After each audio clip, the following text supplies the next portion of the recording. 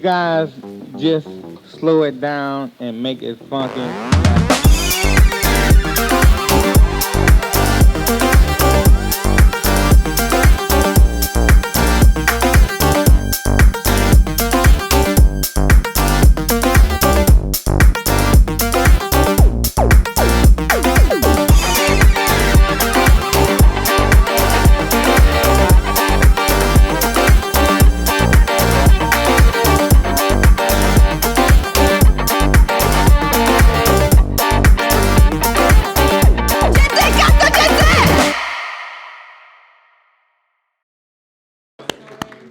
Due volte.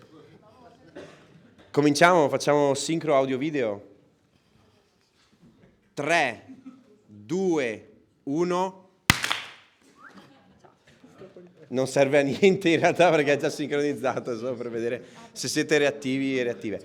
Buonasera a tutti e a tutte, grazie per essere qui con noi anche questa sera a Spazio Zefiro, al quale farei un bellissimo applauso.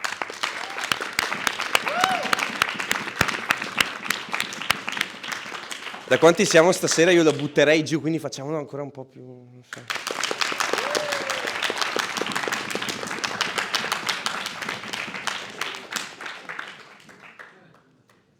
Abbiamo fatto vedere film di ogni regista, ma le uniche persone che arrivano sono le migliori. Quindi...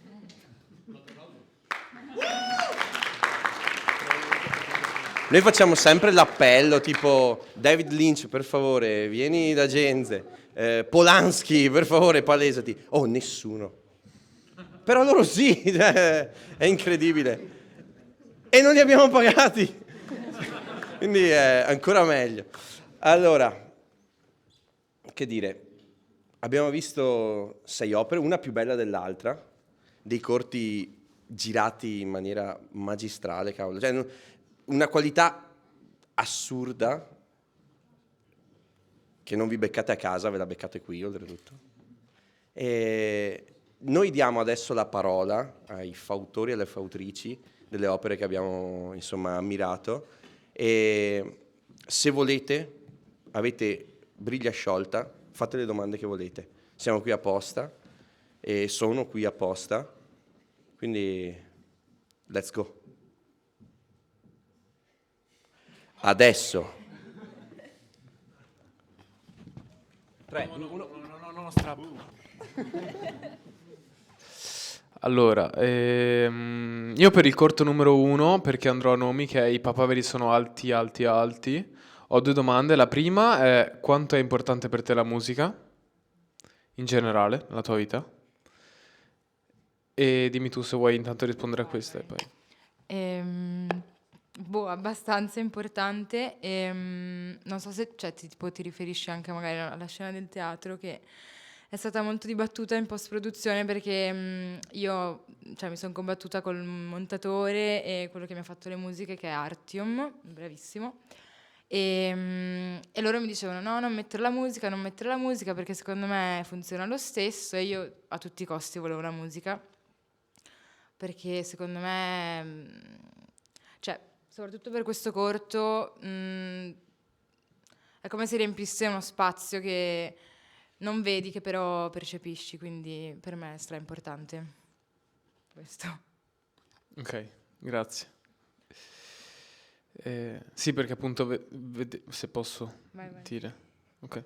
Che appunto vedevo che era molto centrale, soprattutto in quella parte di teatro.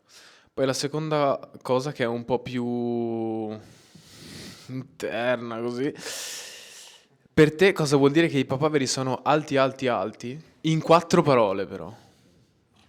Oddio. Quindi contale, compresi articoli e tutto. È difficile. Dai, solo 4 parole. Pure 5. L'accendo. Uso questa battuta. E tu sei piccolina. 4 parole. Va benissimo. Andiamo la moviola. No, grazie, basta. Ok. Domanda. Scusa, posso fare una domanda io? Io chiedo a Giada un commento sul titolo del suo corto.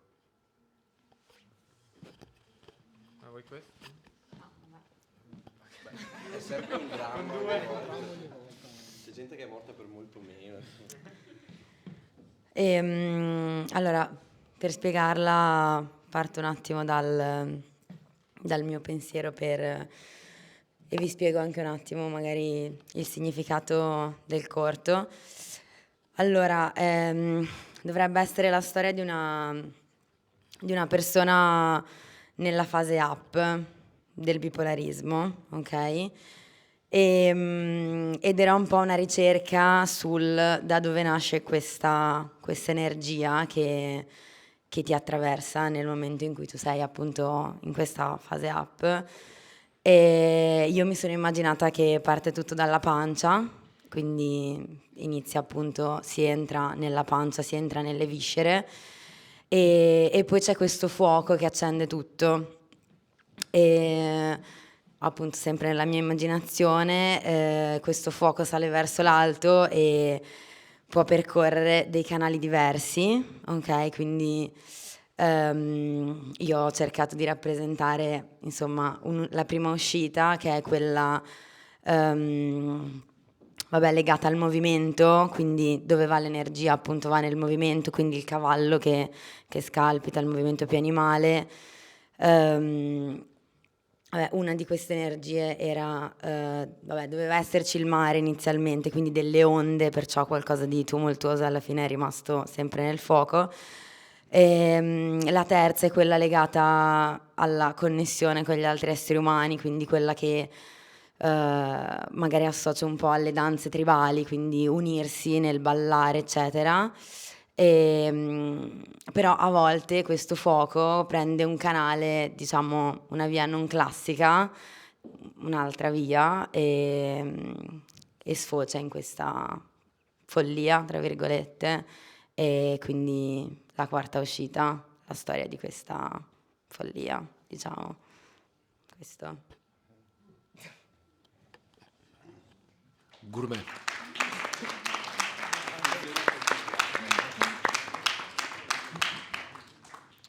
Ok, io avrei una domanda per tutti, in realtà, quindi uno a uno mi risponderanno. Io vorrei chiedervi da dove avete preso l'ispirazione per i vostri progetti. Chi vuole iniziare? Hai il microfono in mano. L'ispirazione. Io volevo raccontare questa storia perché è un po' la storia di mia sorella e quindi è una storia che mi tocca fortemente, nel senso che io l'ho vista in tutte queste fasi e poi vabbè ho trasformato tutto in maniera un po' metaforica, tra virgolette, nel corto, quindi prendendo ispirazione da quello che era successo veramente sentivo il bisogno di esplorarlo e di reinterpretarlo, diciamo. E poi vabbè ero in questo posto in provincia di Viterbo, quindi tutte le ambientazioni sono lì e andando in giro per questo luogo ho, insomma cercato nei luoghi e nelle persone di reinterpretare questa storia con la mia chiave, ecco. Vabbè, non so chi vuole. E allora io sono ispirata a mia nonna che appunto ha perso il marito, comunque è vedova e quindi niente, ho pensato a come vive un anziano dopo che magari cioè, ha un po' perso tutto, poi vabbè ho fatto un'esagerazione di un anziano diverso da mia nonna, nel senso un anziano un po' egoista, un po' avaro, però mi piaceva analizzare questa vita che magari non spesso riflettiamo, che è il fatto che magari arrivi alla fine della tua vita e non sai più magari a cosa dare importanza, eccetera, e quindi ti rinchiudi ancora più in te stesso.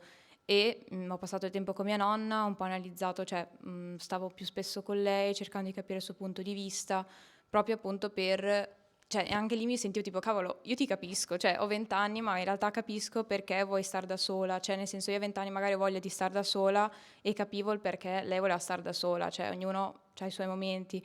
E quindi ho detto, cavolo, anche io vorrei rappresentare questa tua visione. E quindi niente, poi l'ho esagerato ovviamente con questa presenza di questo cane, perché appunto abbiamo regalato un cane a mia nonna, e appunto per darle un motivo in più per vivere, diciamo, perché comunque essendo da sola aveva bisogno di una guida e quindi niente, mi sono fatta ispirare un po' da dei riferimenti familiari principalmente. Io invece, questo è stato il mio piano B per come il corto da mostrare all'Accademia alla fine. Inizialmente avevo in mente un'altra storia, poi mi era stato offerto questo appartamento qua che era di proprietà di uno dei membri dell'Accademia e quindi ho deciso di ambientare tutto, farlo molto minimalista, volevo fare una cosa senza tanti personaggi, senza tante robe così. E questo corto è frutto di alcuni pensieri che avevo all'epoca, che mi frullavano in testa, il tema del suicidio, il tema dell'isolamento, di non chiedere aiuto, ma comunque c'era sempre quella parte là di speranza, che c'è anche alla fine, che dice cerca di aiutarti, cerca di uscire da questo circolo vizioso qua di pensieri crudeli verso te stesso. E quindi penso, cioè ripensandoci adesso, rivedendo anche il corto, quel corto è stato fatto dal me del passato, che all'epoca era il me del presente, però ha voluto lasciare un messaggio al me del futuro, che sono qua adesso con tutti voi a narrare questa mia storia.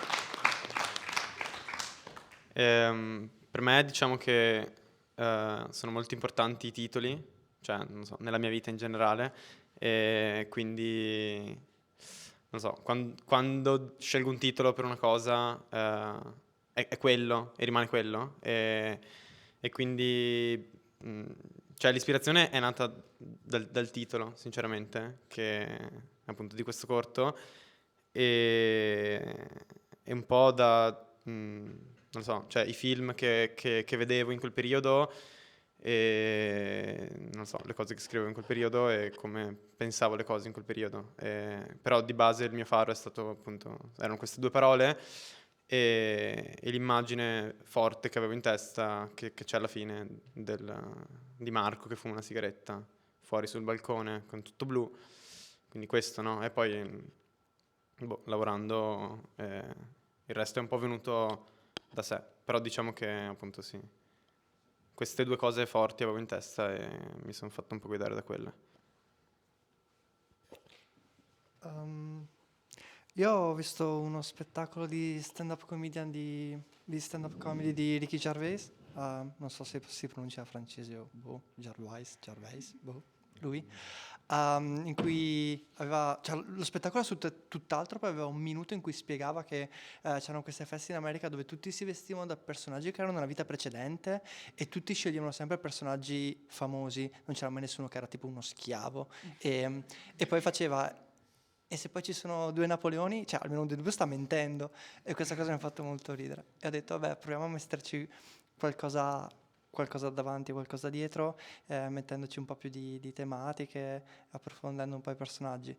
Napoleone si prestava super bene perché per noi europei occidentali ha influenzato moltissimo la geopolitica, quindi se pensi a un personaggio storico, 9 su 10 ti viene lui e il 10° di solito è Gesù Cristo, però era difficile fare un film storico su di lui. E poi perché sintetizza anche molto bene i due opposti, cioè lui è odiato e amato dal popolo, lui ama la rivoluzione, però anche imperatore, quindi subito dopo elimina quello che aveva fatto la rivoluzione, e noi che volevamo mettere dentro questi due poli di immedesimarsi, identificarsi, trovare se stesso ma non trovarlo, ci sembrava che fosse ok.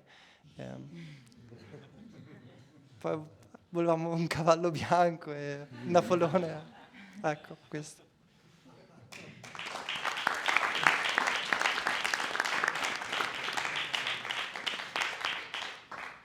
Per me, sono partita molto dal personale e un po' quello che volevo raccontare era come reagire a un trauma, un evento traumatico e come si può affrontare la perdita e che cosa la perdita può può lasciare, quindi una mancanza, e come questa mancanza difficilmente, o alle volte comunque è difficile comunicarlo a livello appunto vocale, e quindi ho voluto ricorrere un po' al teatro perché penso che appunto la corporeità e anche il contatto fisico siano una seconda via in qualche modo per riuscire a tipo sbloccare questa emotività. E quindi sì, è stato un po' questo la genesi di Papaveri.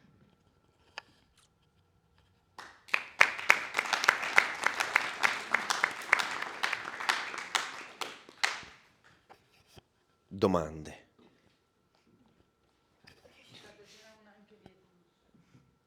Non vedevo. Luché, fai un'opera di carità prima.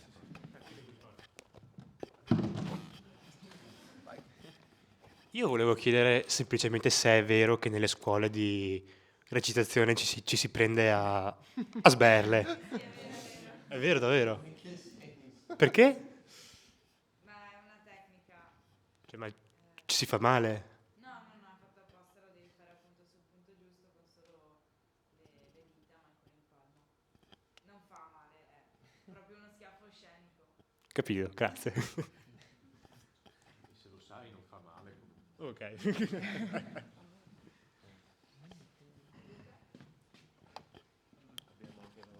Grazie. Allora, io mi sono scritto altre 6 domande. Cioè, mi sono ripromesso, a parte per i corti che avevo già visto, di scriverne 2 per corto, quindi vi dovete assorbire le mie domande. Quindi, se ne avete, fatele. Parentesi. Comunque, per il corto numero 2 di PPP Vita di Napoleone, la prima domanda è: ma questo bellissimo cavallo bianco, da dove l'avete tirato fuori? È una cavalla, si chiama Mary. Ciao Mary. Ha 16 anni, mi pare. Che sono uguali, non è tipo come i cani che hanno 4 per un anno di vita. No, è diverso perché un cavallo di solito vive fino a 36 anni, quindi è tipo il triplo di un cane. Non lo so, io ho fatto lettere. Sì, dai. È una cavalla molto, molto mansueta, la utilizzano per, non so, bambini o chi sta iniziando. Il nostro attore non era mai andato a cavallo, abbiamo fatto il pacchetto all inclusive che era trasporto animale e prima lezione gratis.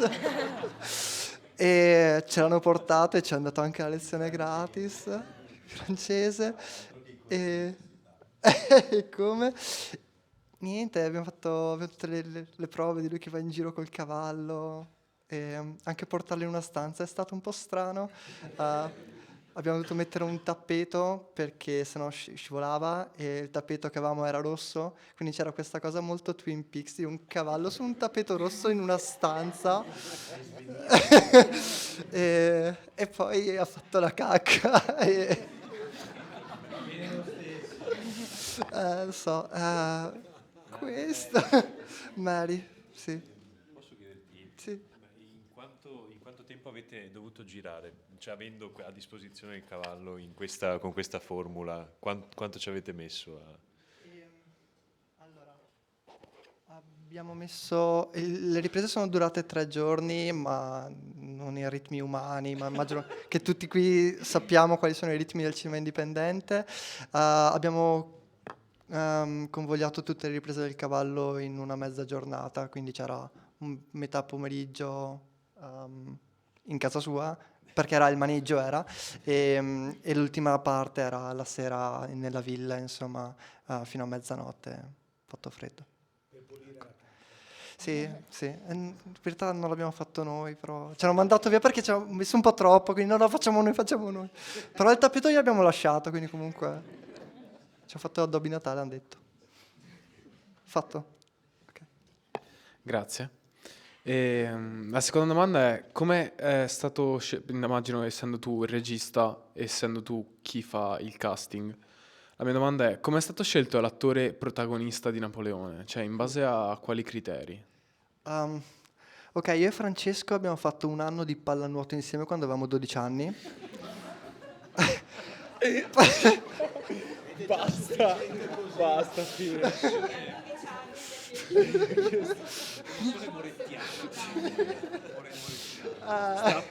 Questo è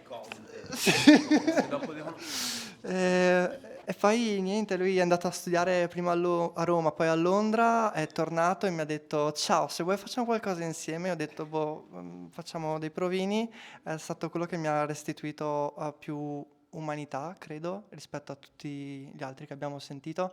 Il rischio di fare uno che parla un po' francese era fare una macchietta, cosa che non volevo, e quando l'ho visto ho percepito una sorta di fragilità che mi è piaciuta molto e credo dipendesse tanto da questi studi, ma anche il fatto che abbia fatto molto, molto teatro, che di solito è una cosa che non mi piace negli attori che cerco, ma lui aveva questa cosa che per rappresentare Napoleone ci stava, cioè lo vedevi che era, non so come dire, uno sguardo aristocratico, un approccio, non so cosa voglia dire sguardo aristocratico, però era un approccio adatto, non lo so, ecco. Gli altri ho riso quando parlavano francese, lui ho detto smetti a non farlo più, ecco, che mi metteva un po' di Smettila, sei pressione. perfetta. Smettila, sei perfetta, esatto.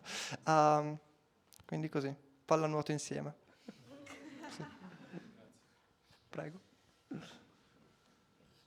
No, io adesso voglio gli aneddoti, i fun facts sul set, di tutto in questo istante. C'è stato questo altalenio di emozioni. Dovresti saperlo dato che abbiamo girato a casa tua. Ne parliamo dopo. È stato terribile. Andiamo in ordine, così ritorniamo anche. Ma cioè, direi che per me la scena più critica è stata quella del teatro e quella degli schiaffi, perché vabbè, erano tutti i miei amici, le comparse. E io La scelta tua del fatto di... No, gli avevo detto venite, devo fare questo cortometraggio, però non le avevo detto nulla, cioè di quello che avrebbero dovuto fare. Quindi tipo li ho catapultati là e una delle prime scene che abbiamo fatto è quella degli schiaffi e sono stati tipo 20 minuti a tirarsi schiaffi a manetta e noi che continuavamo ad andare avanti a dire continuate perché dovevamo capire i movimenti di macchina e loro che sono usciti tipo con le guance rosse, però vabbè, niente, li ho ripagati in birre e sono stati contenti. Le chiamate della giornata, no mamma guarda sto partecipando a un progetto indipendente. Esatto. E no, dopo ti faccio vedere, insomma, dopo ti spiego. Rossi tipo gonfi così. E, un altro fun fact, i papaveri sono finti. Perché dovevamo girare a maggio, però poi si sono protratte le riprese, quindi siamo finiti a luglio e a luglio non ci sono più papaveri e quindi abbiamo dovuto farli finti, perché volevo i papaveri.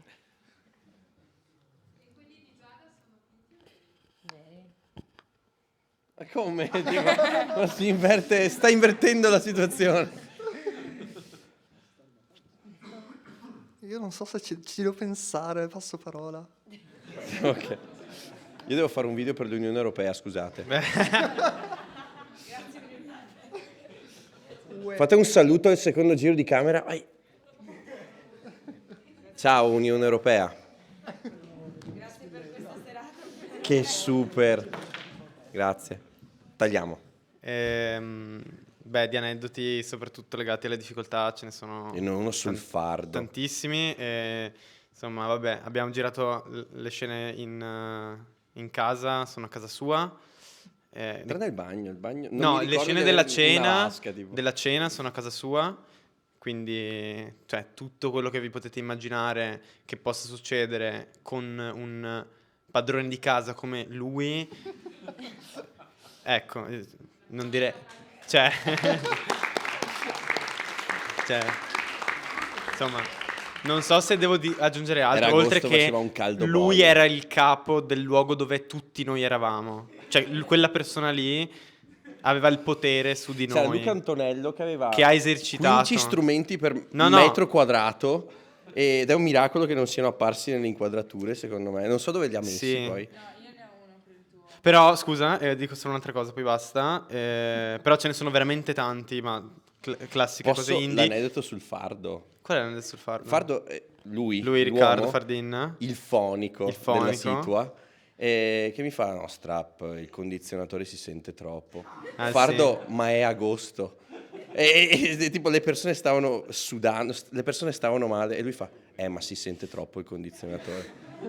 Sì.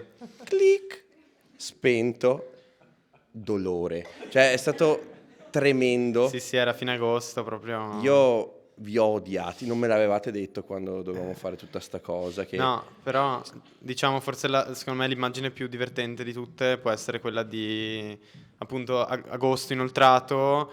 2 giorni, 2 cavolo. giorni e sei in un'auto con tutte le cose, perché tutto è in un'auto, e hai una pistola che sembra vera nell'auto, che tu ovviamente tieni così e fai ok, oh mio Dio, cioè tutta questa cosa, quindi non so, a me faceva molto ridere questa cosa, poteva andare storto qualcosa. Io mi ricordo tipo Oppi vestito da Maranza, Sì, che però no, non è apparso nel vabbè, film. basta, io ho finito.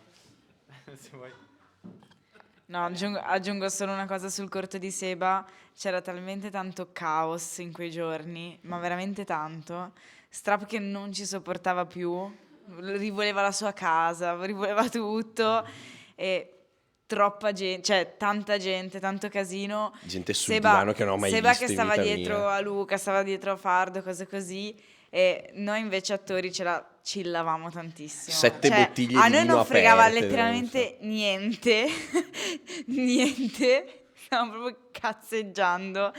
E mentre lui era panicato per tipo dove mettere la macchina da presa, cose così, noi li facevamo tipo, avevamo questo gioco tra di noi, facevamo tipo, Seba mi puoi tenere la mano? E quindi tipo Seba parlava con Luca, tipo mi teneva la mano e faceva sì Luca allora la mettiamo così e tu gli dicevi qualsiasi cosa e lui lo faceva. O Giada gli diceva tipo no devi darmi un bacino perché stai scendendo, allora Seba sì no perché allora praticamente tu gli chiedevi qualsiasi cosa e lui la faceva perché non ti ascoltava minimamente ed era, cioè lo stavamo prendendo in giro molto. Anzi è vero, avevano Fardo, Luca aveva lasciato il microfono acceso sopra tipo il forno e ci siamo resi conto a fine giornata che aveva registrato ore di qualsiasi conversazione di cui avevamo paura di cosa avessimo detto, perché poi Fardo le avrebbe ascoltate e noi chiaramente avevamo detto la qualunque, le peggio cattiverie, qualsiasi cosa. Ripeto, contate una follia di bottiglie di vino aperte per una scena. A un certo punto era succo di mirtillo, non so. Sì, perché non c'era più vino. No. È finito il vino? Ah, allora vai, prendilo. Va bene, basta.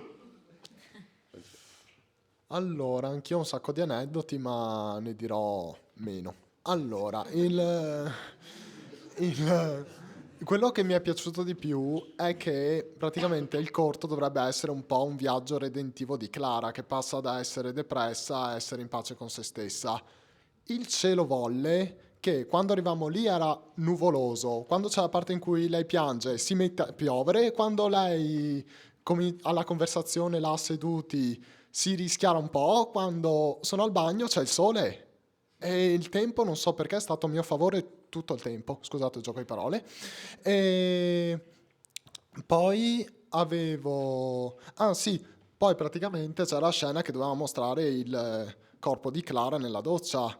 Ed era tipo febbraio, gennaio, non mi ricordo. E mia cugina, l'attrice principale, doveva spogliarsi. E faceva freddo. Faceva tanto freddo e io ero lì che pensavo che gli venisse una polmonite qualcosa. C'era il Filippo, il direttore della fotografia, che continuava a dirmi no, devi abbassarglielo perché devi abbassarselo perché sennò il riflesso a luce non si vede che è vestita. E io preoccupato, vabbè, ok, e niente, alla fine deve essere, l'effetto mi è piaciuto, quindi va bene. E infine no, non si è ammalata, sta bene. Sta bene. Saluto. Un saluto, ciao Virgi. Praticamente l'ultimo aneddoto che ho è quello che la ripresa dall'alto, non so se vi è piaciuta, ma io la detesto. È stata un'idea di Filippo, il mio direttore a fotografia, lui ha insistito fino alla morte, io maledetto me che non mi sono imposto e gli ho detto, allora senti, capisci a me che non è siciliano, lui è siciliano, io non so parlare siciliano, capisci a me, ora tieni la telecamera giù, facciamo tutto giù, quelle scale non le saliamo perché mi ha anche fatto perdere tempo, c'era l'Agnese, la co-regista che mi diceva Fra mancano 2 ore, Fra manca 1 ora e mezza, Fra manca 1 ora e un quarto, dobbiamo finire, abbiamo perso 1 ora a salire là sopra e vabbè, spero vi sia piaciuta la scena perché a me non piace.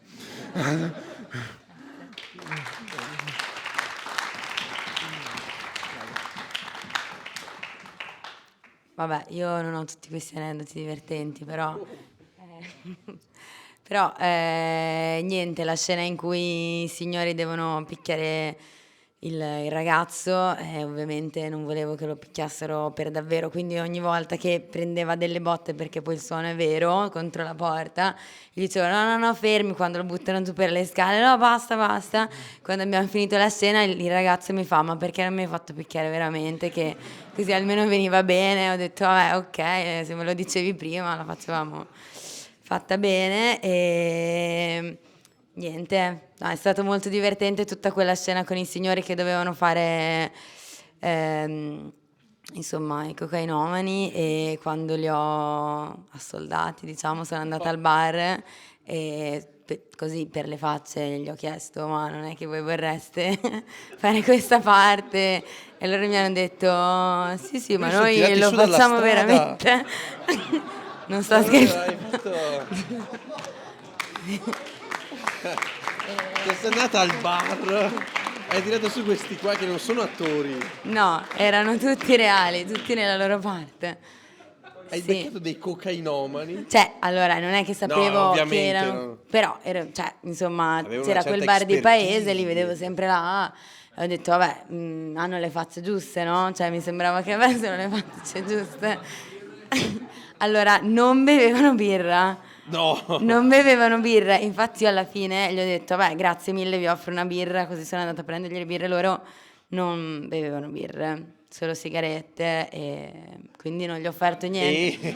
E vabbè, e altre cose che non gli potevo offrire, quindi vabbè. E infatti, vabbè, durante la scena io ho preso della maizena per fare quella parte, e loro però continuavano a dire che se volevano farla veramente si poteva fare veramente, e io ho detto no grazie. Vabbè, niente, Cosa ci questo. insegni? Andate nei bar dei paesi, parlate con la gente, nel senso. E allora io, dato che non ho tutta questa esperienza con l'animazione, ho sempre fatto da me, avevo bisogno di reference, quindi ho usato i miei amici e ho fatto i video con i miei amici prima di fare i disegni e quindi eravamo lì a registrare scene, tipo io che abbracciavo la mia amica e il mio amico arrivava, cioè comunque dovevamo mimare le scene del padre che abbracciava e comunque altre scene che poi non ho messo, e quindi dovevamo registrare tutto prima e cioè, nel senso ci mettevamo anche a ridere così, perché alla fine non dovevo effettivamente ricopiare scena per scena, però avevo bisogno un attimo della reference, dell'animazione, del movimento per capire più o meno come funziona, e quindi abbiamo fatto le scene tra noi appunto e quindi niente, però sì, del resto altri cose divertenti, tipo vabbè non c'entra tanto con animazioni in sé, ma più studiare un po', tipo sono andata a mia nonna appunto e ho dormito con lei, no? Perché sono rimasta a dormire, solo che lei fuma tanto e quindi a dormire faceva tanto, cioè russava, ma si bloccava proprio la respirazione a volte, No. perché aveva tanto catarro, e quindi io prendevo paura, perché ho paura che soffocasse, e che tipo pian piano andava sempre più, poi si svegliava di colpo e io facevo nonna tutto bene, però no, dopo sto a posto, cioè è normale per lei dormire così, quindi va tutto bene. Ok. Un Però saluto sì. a... Nonna Bice. Bice. Domandona, quanto ci hai messo a fare il tutto? Ci ho messo tanto, perché solitamente animazione, cioè la gente lo fa viene diviso in tante persone che fanno questa cosa. Io ho scelto di farlo da sola e quindi ci ho messo un anno, fai tra sceneggiatura, script, tutta la post, cioè la pre, la pro e la post, tutti i disegni, poi ho fatto da febbraio fino a luglio perché avevo la tesi. E quindi dopo mi sono messa lì con tutto in iPad e poi in Photoshop a montare, e poi in Premiere ovviamente così, però sì, a montare, fare tutto. E poi anche lì ho diviso perché io volevo farlo subito tutto come la prima parte, quindi molto più dettagliata o comunque animata, magari più intensa, e però non riuscivo, cioè ho visto che non riuscivo con le tempistiche e quindi ho scelto appunto di fare la parte di sogno, comunque in cui si redime, che è un po' più schizzata, semplice. E quindi l'ho improvvisata sul momento e ho detto non c'ho tempo, cambiamo idea, dai. Quindi così. No, adesso io non so non sono un grande esperto di stop motion. È stop motion? No, è animazione frame by frame. Ok. E sembra un lavoro di resistenza. Nel senso, dopo un po', secondo me, si pianta il seme della follia. È capitato? Ma stai tante ore lì sull'animazione, vedi se va, poi lo fai vedere agli amici e dici cosa sembra? Sembra questa scena? E loro tipo, boh sì, e tu dai per favore, di che sembra così? E quindi dico dai, ma poi col colore si capisce. Loro ok.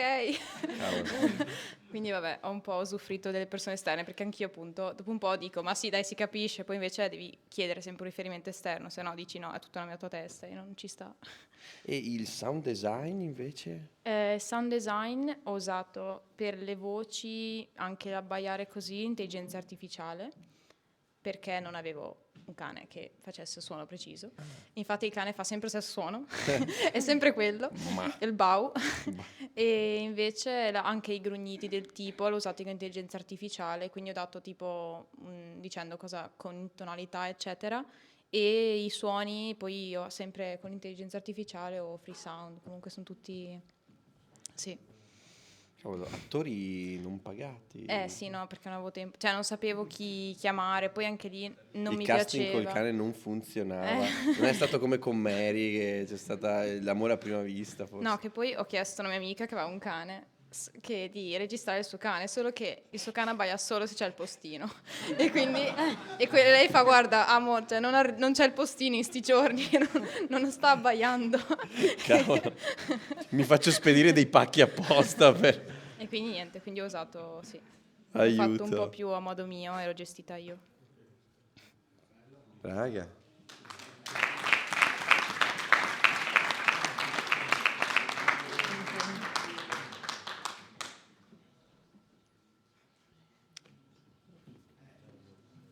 E voi cosa facevate alla loro età? Cavolo. Altre domande? Sicuramente sì, e infatti.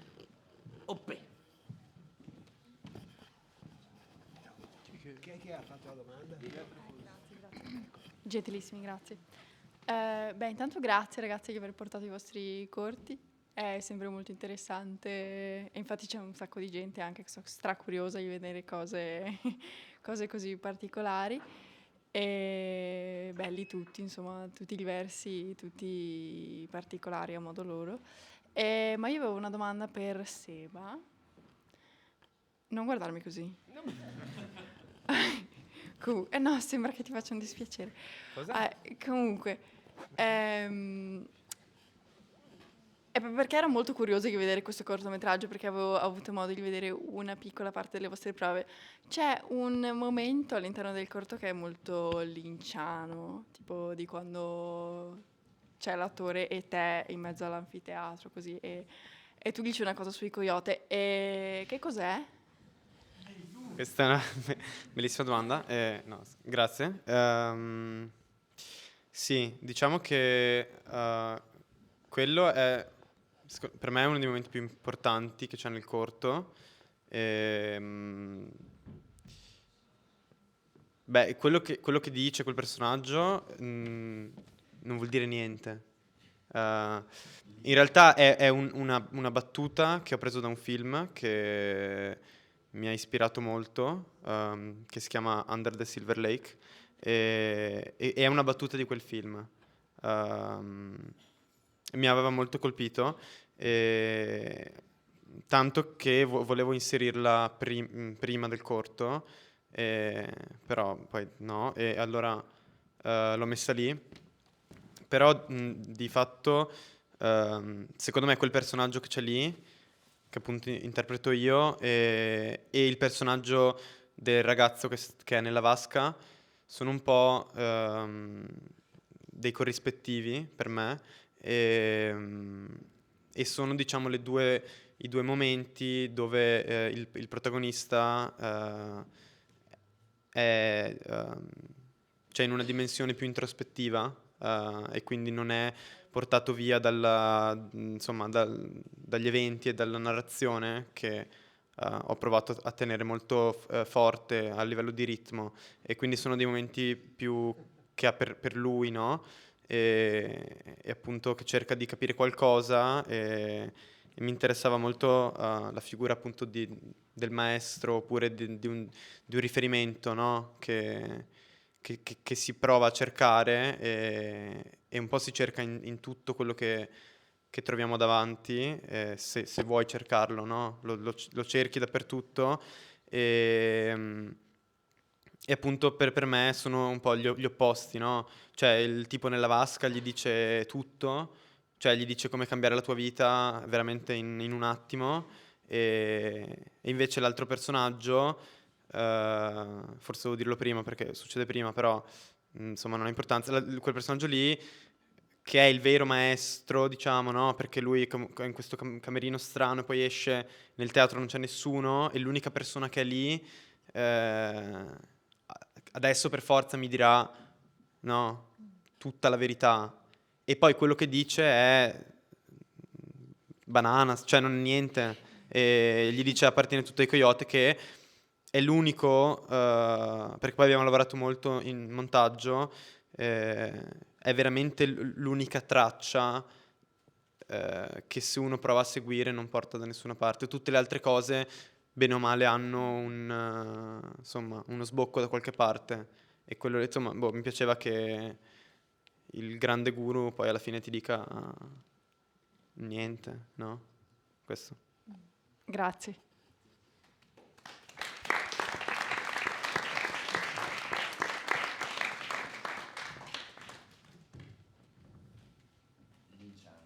Linciano.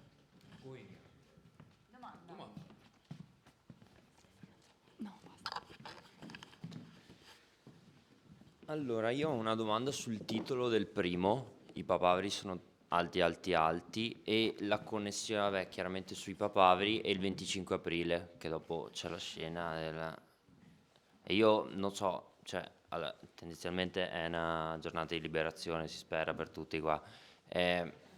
Però poi c'è, potrebbe essere, io l'ho interpretata come anche l'anniversario magari della morte del protagonista, o comunque il giorno del trauma, non so. Però mi interessava sapere anche il titolo, perché bene o male gli altri effettivamente si capiscono, sono molto connessi. E quarta uscita l'ho capita dopo, però molto bella. E io sto aspettando il cibo cinese, che lo spieghi meglio, maestro. Vabbè, il titolo appunto deriva da questa canzone che in realtà mia nonna mi cantava e un po' cioè, la seconda battuta che dice tu sei piccolina, non so, l'ho un po' connessa alla protagonista del fatto che appunto non, cioè, fa fatica a parlare, non si riesce tanto a esprimere, quindi questa persona che è in mezzo a queste cose giganti di inespressività e io le immaginate un po' come papaveri, e il fatto che lei si confronti con queste figure comunque belle per quanto facciano male. E il 25 aprile non so, io ce l'ho buttato lì un po' a random, nel senso che appunto volevo indicare nel calendario un qualcosa che liberasse, e quindi mi è venuto spontaneo mettere il 25 aprile. Poi non è una connessione, cioè è un po' un sottotesto, però questo.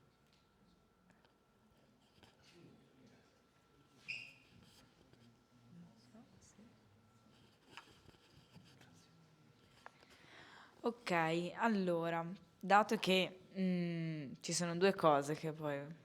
Due.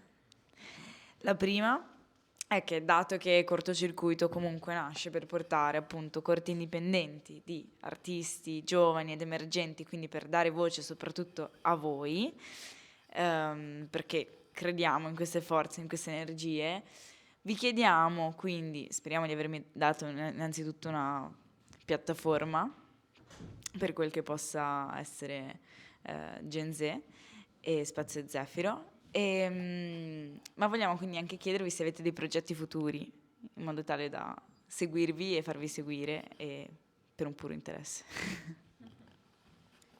Allora, di preciso stabilito no, però cioè, adesso tipo per dire l'idea, anche solo venire qua o fare questa esperienza, ma anche solo fare il corto in sé, mi è venuta molto più voglia, anche solo vedere altri corti così, di farne altri, sinceramente. Cioè, poi ti dico, io adesso mi sono trasferita da poco alla mia coinquilina e ho detto, facciamo un corto. Dai, siamo qua, viviamo insieme, è facile. Adesso ci mettiamo lì, facciamo script ogni sera, ci mettiamo lì e guardiamo qualcosa. Perché, cioè, secondo me è bello appunto che nascono un po' così, cioè alla fine abbiamo tutti un po' degli input e quindi è bello a volte anche solo metterli insieme, buttarci giù qualcosa e buttarti.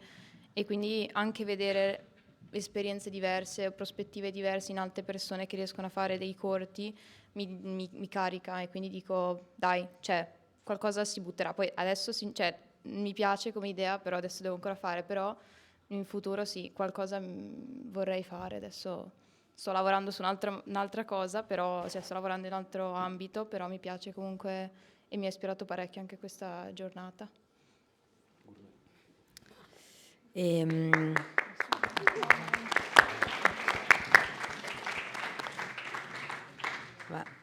Io ho un progetto insieme ad altre persone che si chiama Sono a Corto Film Festival, dove ho conosciuto Seba, e Seba ha la maglietta del festival, se volete.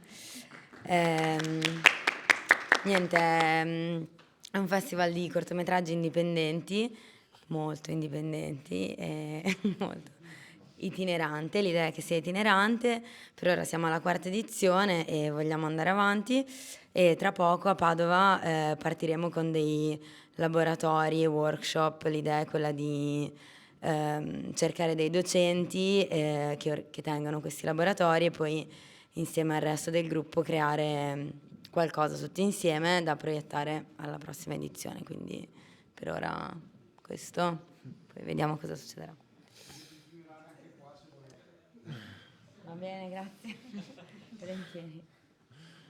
Io mi sono svegliato stamattina con l'idea non farò più corti. Sono arrivato qui con l'idea non farò più corti perché la pressione che ho è troppa, esagerata e tutto il resto.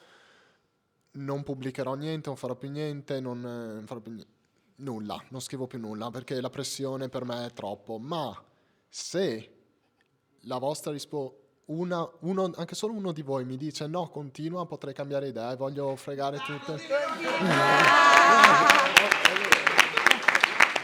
Vabbè, per fare i seri.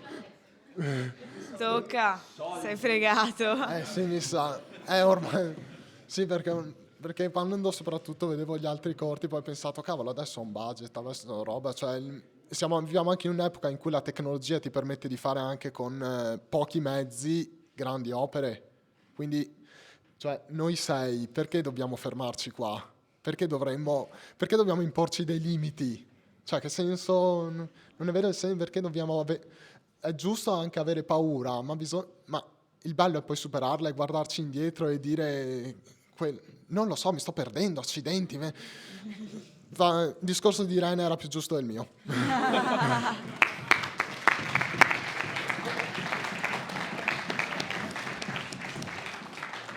Grazie. Onestamente no, in questo momento. Cioè non ho progetti che sto sviluppando, cioè ho delle cose a cui sto lavorando, di altri anche, però no, c'è un periodo in cui sono un po' fermo, cioè ho qualcosa in mente, però non lo so quando e non lo so se, però non lo so, che comunque questo corto ce l'abbiamo girato più di un anno fa.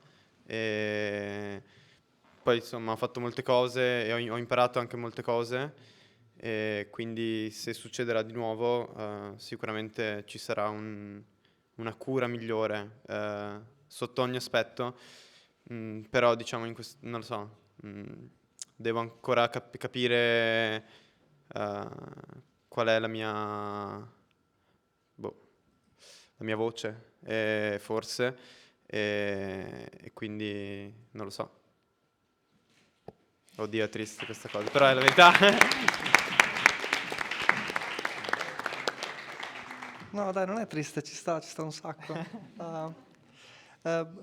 Sì, dai. Nel senso, è uno stress enorme. Ci stai dietro un anno, spendi un tot di soldi, dici, una certa ne vale la pena. Il mio punto di rottura è stato, ci mancavano attori, avevamo perso di tutto. La scena iniziale quando lui arriva e c'è il tipo nella fontana, uno dei due cretini, mezzo nudo ero io e era mezzanotte, 14 dicembre, faceva freddo. Ho odiato molto il cinema in quel momento. È stato molto tosto girarlo, tantissimo.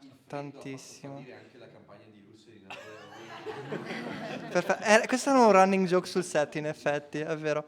E quindi era tosto, pressione psicologica. Mi stavo lasciando con la tipella, quindi era un casino. Però poi, dopo 3 mesi in cui è rimasto lì nell'hard disk, ho detto, vabbè, dai, guardiamo un po' che succede. Ora sono contento, mi piace. È vero, è molto vero, è molto vero. Bellissima. Io sono molto Labrador, ma questa cosa è molto bella, in generale. E quindi sì, sempre, hai voglia. Prego.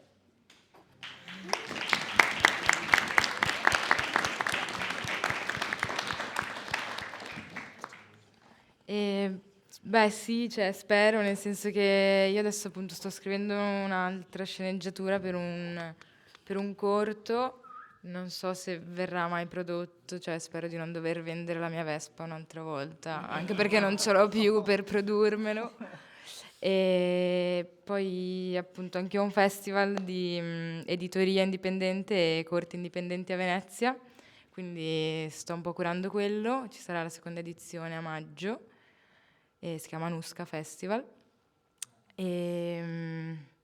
Questo, poi in realtà vorrei provare un po' a sperimentare, buttarmi sul documentario per il mio progetto di tesi. Non so, sono tante cose, devo un po' capire cosa succederà questi mesi. Però è bello essere qua intanto. Grazie.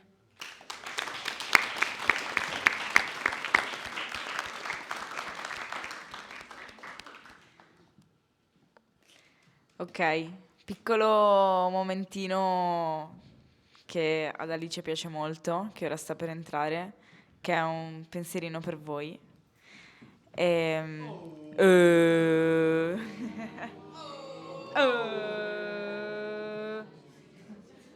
Brava Michela!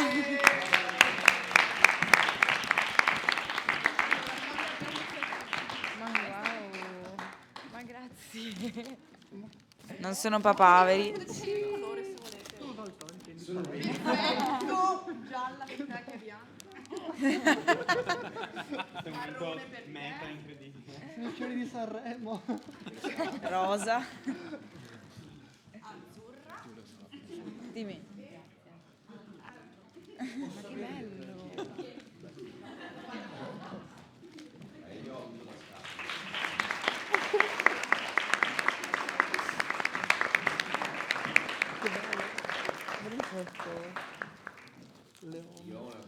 Ok, lasciamo lo spazio alle ultimissime domande e poi c'è un piccolo format a cui dovrete rispondere. Ah, era quella la domanda. Ok, allora se prima ci sono piccolissime domande, anche grandi però, se ci sono domande. Tommy? Ah no, aspetta Tommaso, deve essere tutto registrato. Volevo chiedere a Sebastiano, ma quanti sai che bon avete preso? Che c'è Luca Antonello Foto, sta ancora finendo di mangiarli tutti i pranzi, questi sai che bon. Io penso di essere stato colui che ha fatto... odiato sicuramente, perché poi ovviamente sono stati mangiati a orari improponibili, a temperature improponibili.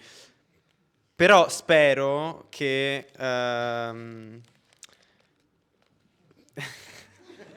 No, spero che dopo questa esperienza di set, molte persone che hanno lavorato con me abbiano rivalutato questo cibo, che io adoro molto e che molti in realtà snobbavano.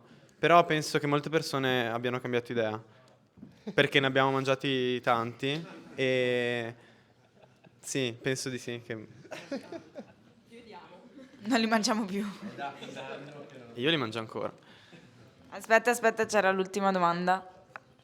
In realtà erano 2. Vabbè, vai. Allora, non so se per il tasso alcolemico o per la stanchezza, ma ho scritto 2 domande. Una per la quarta uscita e una per Cane.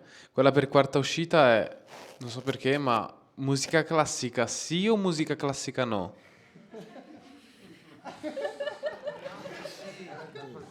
Era il tasso alcolemico, musica classica no?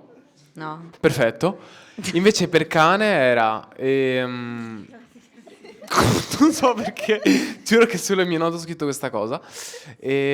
No, neanche nella vita privata. Vabbè, cioè, Anche dire di no, non è che...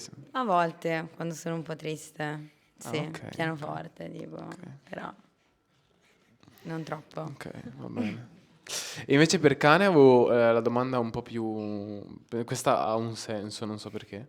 Però come mai in un periodo in cui effettivamente nessuno si cimenta in quella che è l'animazione, a meno che non sia a disposizione un grande budget, cioè cos'è che ti ha fatto dire, a parte magari tipo dire, ma io ho quell'amico che fa animazione, potrei fare questa cosa.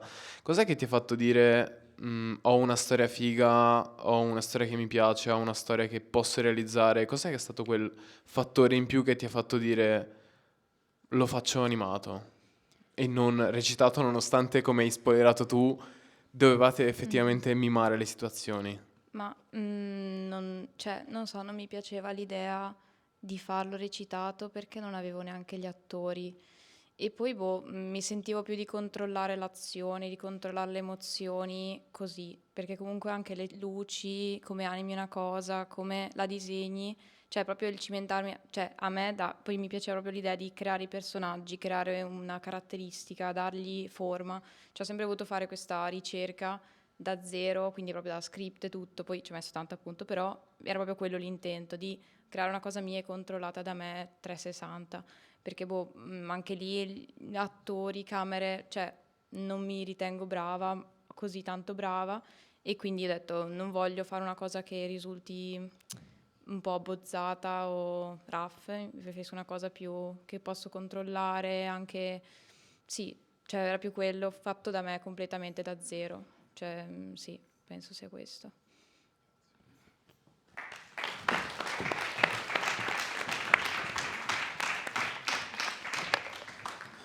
Bene, io direi che iniziamo con... Oddio. Ok. Posso? Francesco, come si chiama l'attore che ha interpretato il dottor... Esatto, non mi ricordavo il cognome. Rimmels era uno psicologo che non conosceva nessuno, ho cercato la lista di psicologi che non conosceva nessuno e quindi ho trovato Rimmels. Intanto quello non è un attore, è un chirurgo e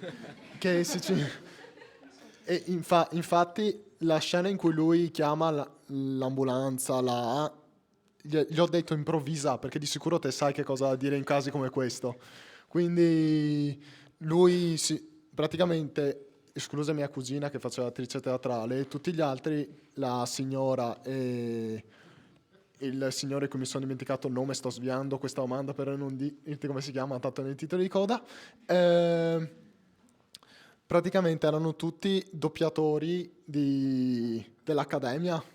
Infatti volevo sapere il nome per dire... Non te lo ricordi proprio il nome? No, mi riguardo il corto e dopo... Ok. Sono due femmine e un maschio.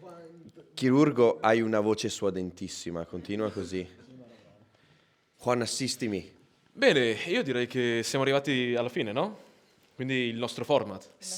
Il nostro format, che a questo giro cambia un po' e non sarà più Gente consiglia, ma Gente consiglia, perché sarete voi a consigliare. Noi a consigliare abbiamo cosa? un piccolo format che si chiama Se vi è piaciuto amerete. Allora, a parte cappato. Seba e Francesco, non credo che gli altri abbiano familiarità con questa cosa. Chi ha familiarità con questa cosa? Dovreste. Aficionados. Se vi è piaciuto Amerete funziona come? Noi guardiamo un film di solito, alla fine del film consigliamo dei film che potrebbero piacere se quel film vi è piaciuto. Cioè, Ma tipo, ma in questo se vi è caso- piaciuto Grease, Amerete. Amerete, tipo La La Land, ok? Quindi ve lo riproponiamo della serie. Se vi è piaciuto la quarta uscita, Amerete, potete sia dire il vostro film preferito, Esatto. cioè, oppure dire qualcosa che secondo voi può ispirare o può essere... Ne facciamo, azzardiamo 4 a testa? Come No, sono facciamo di solito? tantissimi. Ha detto, Sono mica devi tantissimi. star là a spiegare al regista l'anno. Strap, non sono te. 1 a testa. Sì, 1. Massimo 2, dai. ok. Partiamo da qua. L'ardua missione comincia. Se vi è piaciuto cibo cinese, Ah no, aspetta, no. Però figo, cavolo. Scusate. Facciamo, no, vai. ma com'era, scusami? Ti prego, vai. No, non ma fare, com'è che è? non fare come la Cipriani, continuiamo col gioco. Ah, il mio. Forse qualcuno l'ha capito. non so. Ah, ok. Vai.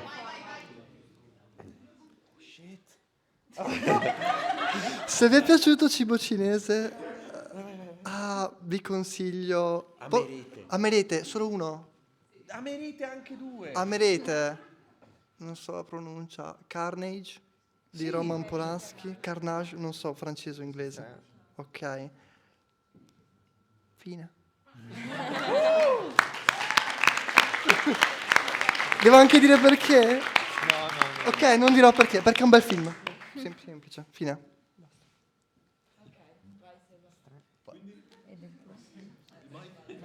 Carnage ha detto. Ah, ok.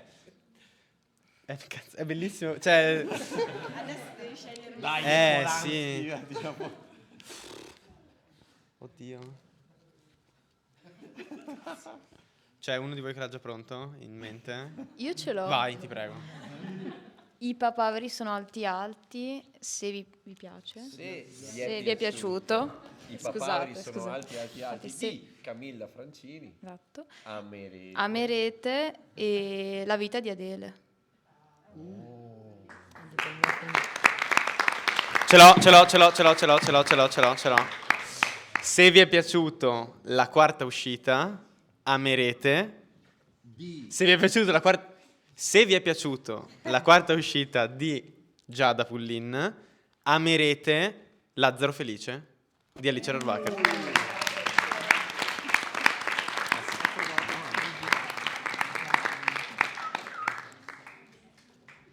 È dura. Io ce l'ho, però aspetta, non mi ricordo... Vabbè, anch'io ce la posso. Vai. Se vi è piaciuto Cane, amerete... No, il cane? No. Cane di Irene Castinari, scusate. Amerete Invelle, non so come si dica, di Simone Massi. Vabbè, d'animazione. Apparirà praticamente qua sotto. Ti prego, facciamolo sto lavoro.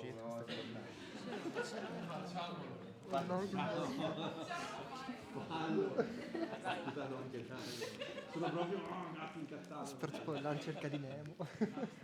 E se vi è piaciuto la PPP Vita di Napoleone, amerete di Stefano Santini, amerete Mr. Lonely di Harmony Corinne.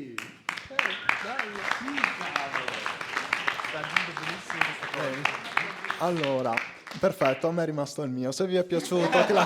No, ottimo perché degli altri non avevo idee. Allora, se vi è piaciuto Clara di Francesco Benetton, amerete Neon Genesis Evangelion.